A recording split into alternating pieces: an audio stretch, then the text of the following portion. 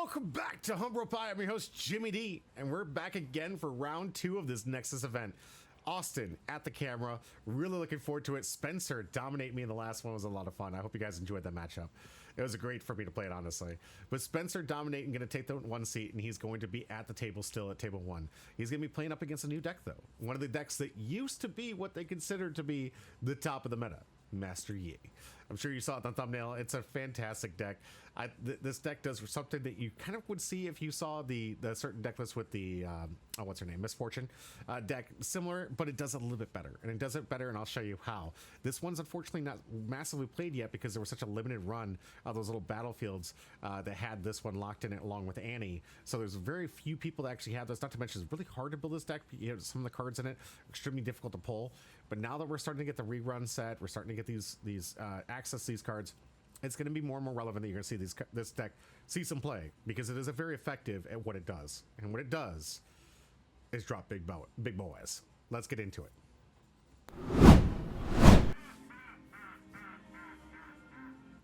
Starting off with Wuju Bladesman, Master Yi.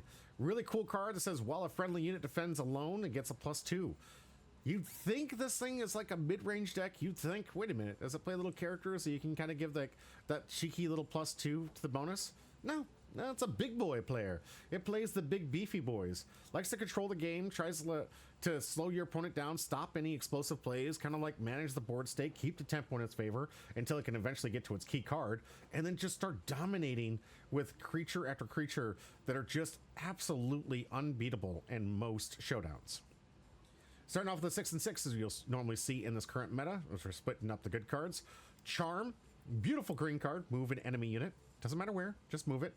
Does cost 1 to return to the deck, but super strong, still very, very strong. Being able to move it, I play this in Ari, and it's one of my absolute favorite spells to play. Then we have Defy. There's the counter spells. This is one of the ones we play 3 at because there are a lot of early game cheap spells you want to counter. Maybe if you're going up against the Annie build that we're talking about, stop the wind.